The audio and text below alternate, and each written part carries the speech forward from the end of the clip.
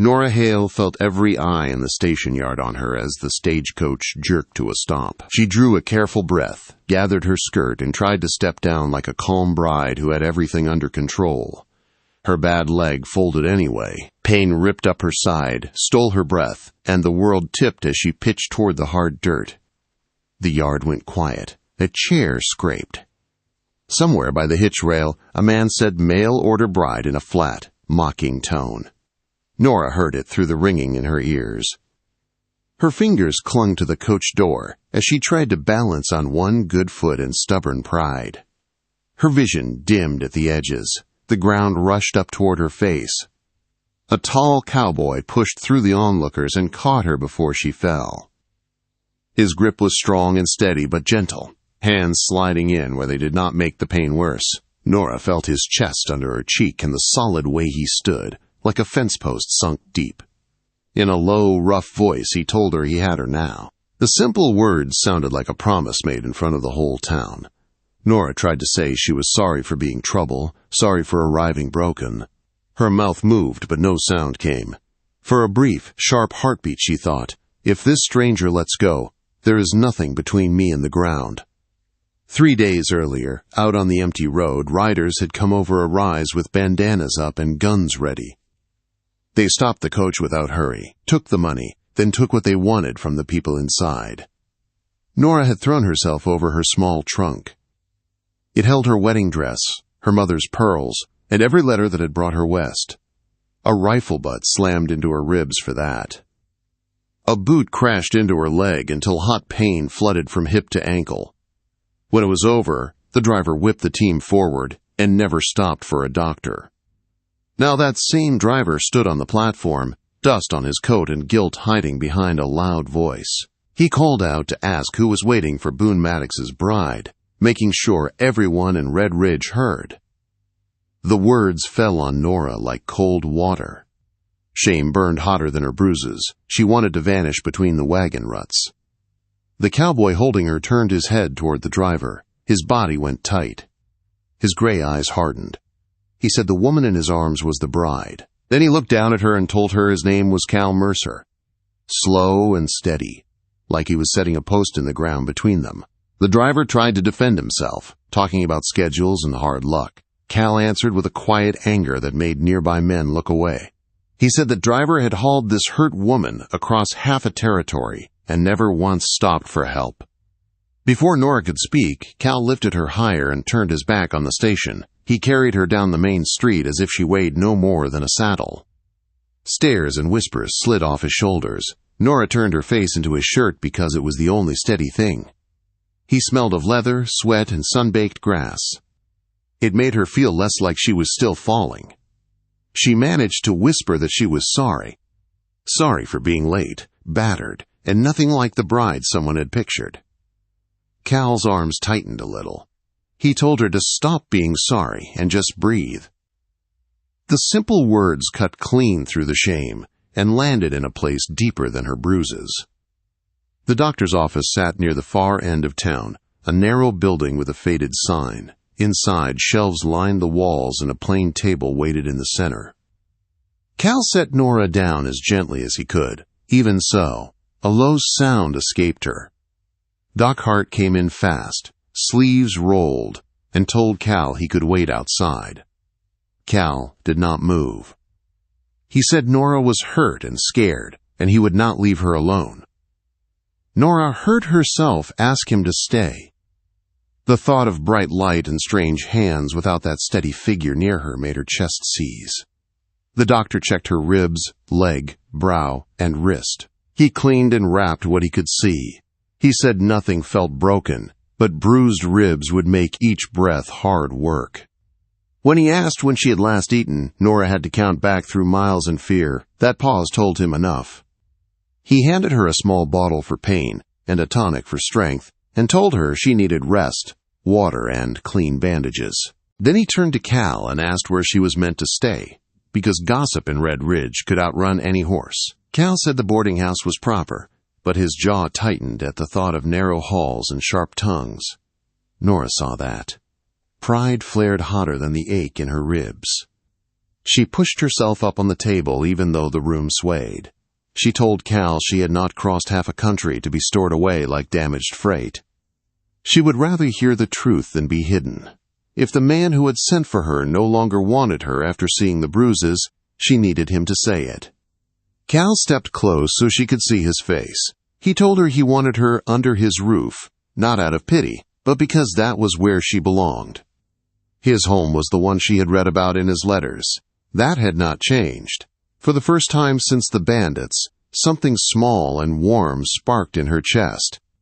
It felt a little like hope trying to stand. If this story is touching your heart already, let me know in the comments where you are watching from and if you have ever gone through something similar. Also tell me what you would like me to improve in future stories. Cal arranged for a chaperone before the doctor could object. Mrs. Lacey Crane came from down the street, a sturdy woman with kind eyes and a firm jaw. She treated Norah like a neighbor, not a scandal. Between the three of them, they got Norah out to a ranch wagon. Cal took the reins in one hand and kept the other near Norah's arm as they rattled out of town. The buildings fell away. Low hills lifted on either side. The sky opened wide and bright. The Mercer place sat in a shallow valley, a log house with a wide porch and a barn standing behind it. A lanky barn boy ran out, then stopped short at the sight of Norah's bruises. Cal sent him for water and told him to save his questions. Inside, the house was plain and neat. Cal chose the main bedroom for Norah, saying the bed was softer and the morning light was gentle there. He told Mrs. Crane he would sleep in the barn loft until the wedding so no one could twist the story. Mrs. Crane agreed. She helped Norah into a clean nightdress and fed her warm stew in slow spoonfuls. Norah's hands shook, but the heat in her belly eased some of the cold inside her. She lay back and listened as the house settled. The creak of timber. The faint tick of cooling stove metal. For the first time in days, the world held still. Later, with the lamp turned low, Cal came to the doorway with his hat in his hands. His eyes looked tired but sure. He told Norah she was safe here. He told her this could be home if she wanted it. Norah swallowed and asked if the bandits were still out there on the open road. Cal's gaze slid to the dark window and back. He said yes. Then he said he did not aim to sleep easy while men like that rode free. Before dawn, while the sky was still gray and thin, Norah woke to the quiet jingle of tack and the low murmur of a man talking to his horse. Cal Mercer was in the yard saddling up, ready to ride out into the same wild land that had nearly broken her, set on making it safer for the woman he had caught in his arms. Gray morning light lay over the valley as Cal swung into the saddle. Norah stood at the bedroom window, one hand on the sill, the other resting lightly against her ribs. Every breath still reminded her of the road, but she stayed on her feet. Down in the yard, Cal checked the cinch, then paused with his hand on the gelding's neck, like he was steadying both of them. Mrs. Crane came up behind her and wrapped a shawl over Norah's shoulders with the brisk care of a woman who had patched up plenty of hurts. She said in a calm, plain voice that some men rode after trouble for pride, but Cal Mercer did it because the road needed to be safer than it had been for Norah. Down below, Cal called that she should rest and that he would be back. He did not say when. The word soon hung thin in the chilly air. Hoofbeats faded down the lane, then out across the open land. When the last rhythm disappeared, the silence felt too big for the little room. Mrs. Crane guided Norah back to bed, propped pillows behind her, checked the bandage on her leg, and set a glass of water where she could reach it. Then she talked about eggs, fences, and the price of flour in town, filling the air with small, safe things so fear did not crowd out every other thought. Morning dragged by. Light moved across the floorboards and up the walls. Mrs. Crane returned again and again to check for fever, change bandages, and press cups of water into Norah's hands. When Norah started to apologize for being so much bother, the older woman cut that off with a look and said a hurt traveler under your roof was not a burden, it was a responsibility and often a blessing. By late afternoon, the air outside turned gold. Dust stirred along the far fence line. Norah pushed herself upright, biting back a sound when her ribs protested. A rider moved toward the house, but the easy lope did not look like a man returning from a hard chase. The sheriff rode up the lane, hat low, shoulders tired from long miles. Norah's heart slammed so hard she saw spots. She moved toward the door, one hand gripping the frame. Mrs. Crane appeared at her side, arm firm under Norah's elbow. Together they watched the lawman tie his horse and come up the steps with the measured step of a man carrying serious news. He greeted Norah by name and spoke plain. Cal was all right. The words hit like cool water after hours in the sun. Norah's knees wobbled. She held tighter to the doorframe, grateful for the sharp bite of wood in her palm because it kept her standing. The sheriff went on to say that Cal and a small posse had tracked the bandits north along the river and into a dry wash. They had found the camp, ridden in hard, and taken the men alive. He said there were trunks and scattered bundles at that camp. If Norah could list what had been taken, they would do their best to return what belonged to her. Norah swallowed and named each thing that had felt like her future: the wedding dress, the letters tied with a blue ribbon, her mother's small pearl necklace in a velvet box. Saying the words hurt, but for the first time since the road, there was a thin line of hope running through her voice. The sheriff tipped his hat, promised to send word, and rode off toward town. The yard quieted again, but the stillness felt different now. The danger that had chased her across miles of dust was no longer running free. Men had gone out to meet it, and had come back breathing. Cal did not return until well after dark. Norah heard the uneven rhythm of hoofbeats on hard ground and the low jingle of tack before the latch lifted. Mrs. Crane had told her to stay in bed, but Norah could not bear to be lying down when he walked in. She sat up with the shawl around her shoulders, heart pounding. Cal stepped through the door, dust on his coat, hat in his hands, eyes shadowed with weariness. For a heartbeat he just stood there, like a man afraid of what he might see. When he took in Norah sitting there awake, his shoulders eased a fraction. He crossed the room in a few long strides and stopped by the bed. He did not reach out at once. He studied her face like he was counting every bruise and making sure none had grown worse. In a low voice he said she had waited. Norah answered that she had told him she would. Simple words, but they settled between them like a promise neither of them had to name. Later, with a single lamp burning and bowls of stew warm in their hands, Cal told her about the trail. He spoke of hoof marks along the riverbank, boot prints leading into the rocky cut, the bandits trying to bluff and then trying to run. One had laughed right up until the irons closed on his wrists. Cal's voice stayed even, but the tight line of his jaw showed how much he had held in. Norah listened, fingers wrapped around the bowl for comfort, feeling a steady heat spread through her chest. When he finished, she reached across the small space between them and laid her hand over his on the table without thinking. For a moment he looked down at their joined hands like he could not quite believe it. Then he turned his palm and curled his fingers gently around hers, careful of the bruises on her wrist. The whole room felt steadier, anchored at that small point where skin met skin. The next few days settled into a quiet pattern. Norah healed, bit by bit. Mrs. Crane kept close watch, firm enough to keep pride from undoing progress. Cal worked the cattle and fences by day and came back each evening with some small offering.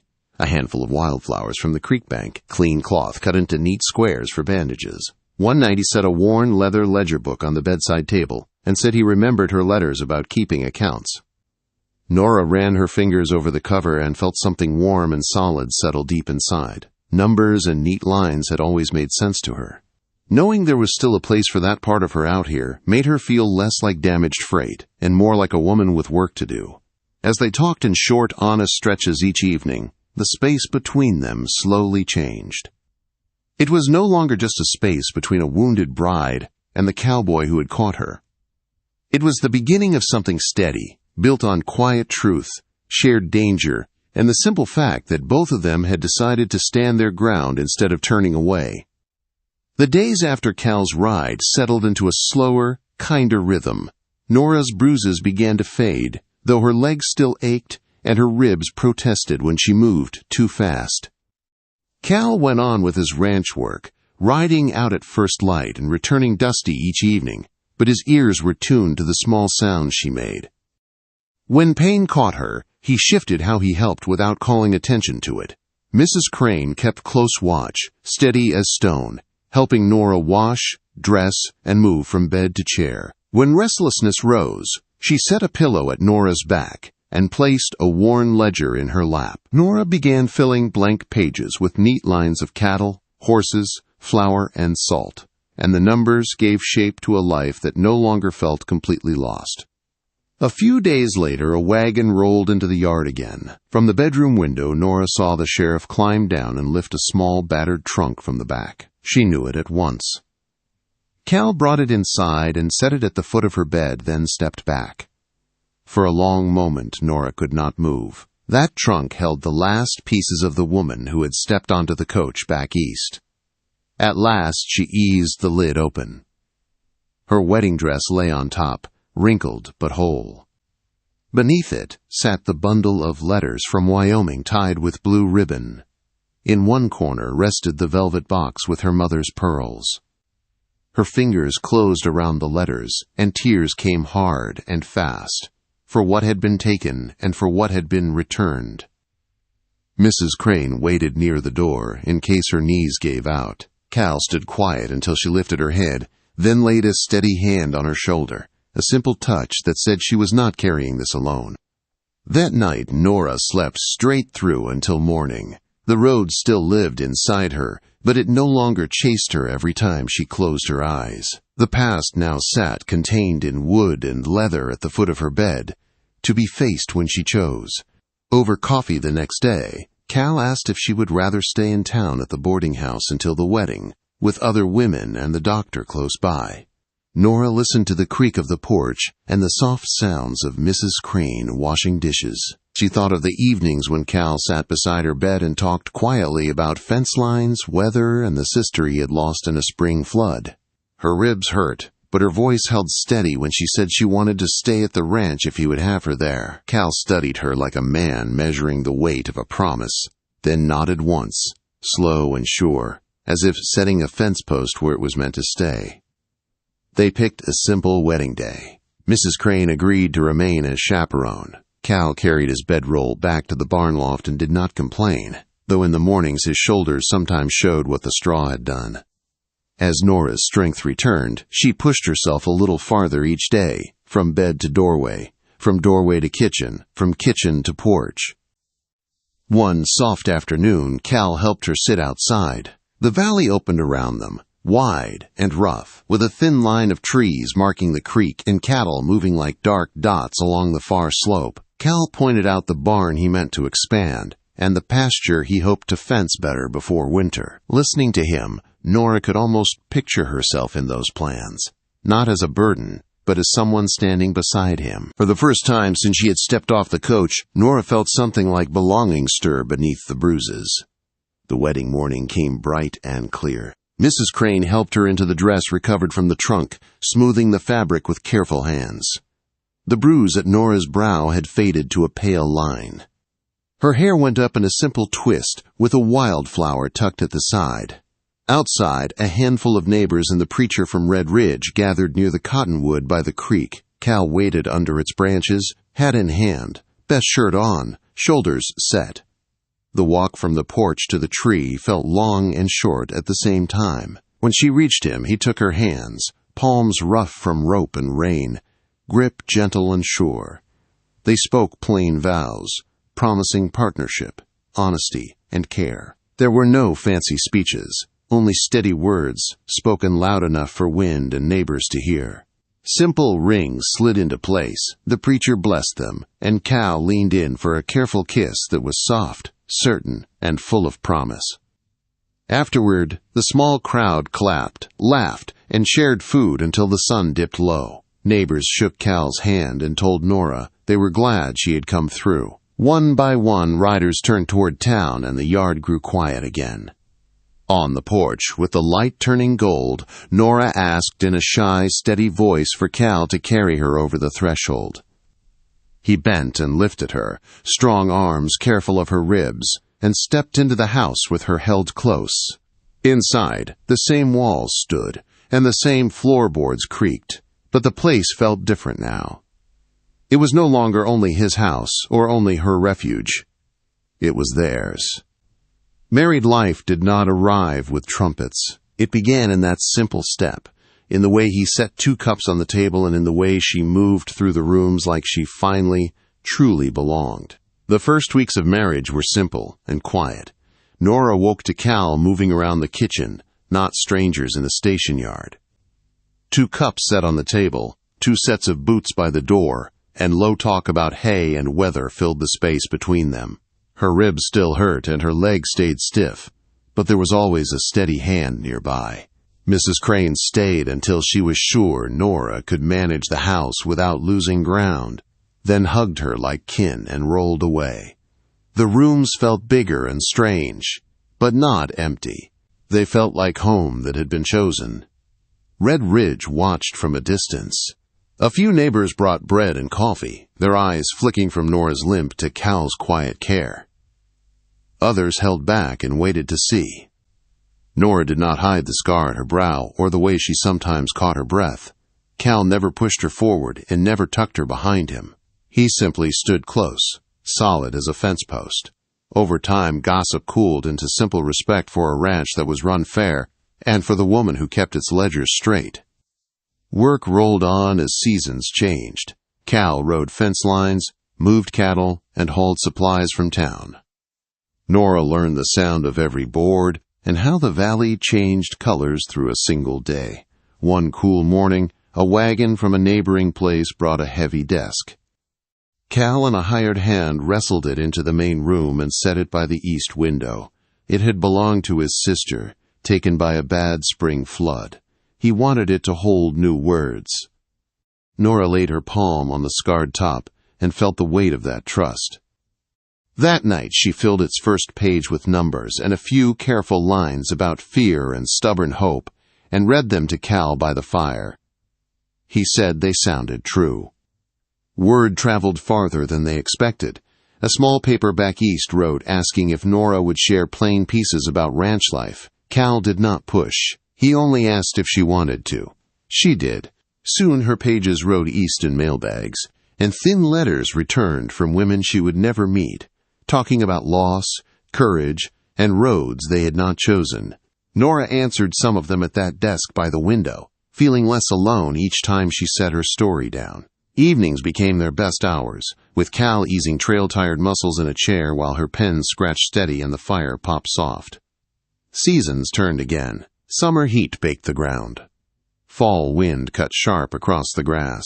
One stormy afternoon, a wild gust dropped a heavy limb onto a fence near the wash.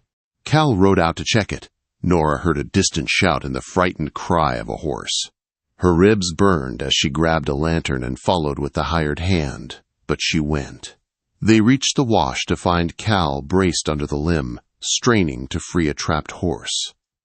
When the animal scrambled clear, his hands shook and his knees dipped. Norah stepped close, set her palms against his muddy face, and held him still until the tremble eased. They walked home in the rain side by side, boots heavy, hearts steadier for having stood that edge together. Winter came in early and hard. Snow stacked deep along the barn and wind rattled the eaves. They strung rope between house and outbuildings so no one could lose their way in a whiteout. Inside, the stove glowed and the room stayed warm. Norah worked the ledgers while Cal mended harness and carved small toys with his knife. On the worst nights they sat shoulder to shoulder and listened to the wind claw at the walls, knowing that sound meant the house still stood and they were inside it together. Late that winter, Norah woke with a different kind of weight inside her. Days later, Doc Hart confirmed it. She was carrying a child. Cal knelt, eyes bright and serious, and promised they would walk that road together, one careful step at a time. The months that followed were slow and full. Norah rested when the doctor said rest, and walked when he said walk. Cal hired extra help and shifted heavy work without acting like she might break. Mrs. Crane returned for long stretches, filling the house with stew and sure-handed care. Letters from back east kept coming, some now addressed to Norah by name. She answered when she could, talking plain about fear that did not get the last word. Their daughter came on a clear evening when the sky over the valley glowed deep and soft. Labor was long and hard. When a sharp cry finally filled the room, Cal let out the breath he had been holding. Doc Hart laid a warm bundle on Norah's chest. The baby was red-faced, loud, and utterly alive. They named her Ruth, a solid name that felt like hope. Life shifted around that small weight. Nights broke into short stretches of sleep and soft cries. Cal learned to walk the floor with Ruth tucked against his chest while Norah rested. Days filled with feeding, washing, and baby sounds that made the house feel bigger than its walls. The ranch did not slow, but somehow there was room for both cattle and cradle. Neighbors came with food and advice. Some remembered the bruised bride at the station and stared at the calm mother on the porch. Years moved forward, one season at a time. Ruth grew into quick legs and sharper questions. 2 more children followed, each bringing new worry and new joy. Norah wrote when she could and taught letters at the table. Cal trained horses, hired hands, and his own children with the same patience he had shown the day he pushed through the crowd to catch her. By the time the bandits were only a story told on cold nights, the Mercer ranch had a clean name in the valley. One late afternoon, a wagon stopped again at the Red Ridge station. A young woman stepped down with shaking hands and too much fear in her eyes. Norah, in town for supplies, felt old hurt stir. She crossed the yard and offered water and a steady arm without asking questions she already knew. Cal stood nearby, quiet and watchful. With their help and the sheriff's word, that woman found a safer path than the one Norah had taken. As the wagon rolled away, Norah leaned against Cal's shoulder and said people still came west, carrying more than they could hold. Cal said this rough country had room for folks to lay some of it down. Time did what time always does. Hair went gray, joints ached. Heavy work moved to children grown broad in the shoulders under that wide sky. Norah still sat at the desk by the window, fingers slower now, sometimes writing about the long view of love that did not break under strain. Cal still walked the fence lines, fewer posts each day but the same careful eye. Many evenings they went back to the cottonwood where they had once spoken plain vows. Stars sharpened over the valley. The creek's low song drifted through the grass. On one such night, Norah thought of the girl who had stepped off the stagecoach, bleeding and ashamed, and of the cowboy who had stepped forward when others hung back. She laid her hand over Cal's work-rough fingers and told him his choice that day had changed her whole life. Cal shook his head and said she had done the hardest thing by standing back up. He had only been there to catch her. They walked back to the porch hand in hand. Inside, their home showed every year they had lived there together. Scuffed boards from children's boots, lines in the table where ledgers and letters had rested. A worn path between stove and door. Norah rested her head on Cal's shoulder and listened to the slow rise and fall of his breath. The road behind them had been rough, but it had led them here, to this valley, this house, and this shared life, built from courage, kindness, and quiet choices to stay. If this story moved you, please hit the like button and subscribe for more emotional Wild West stories that will touch your soul.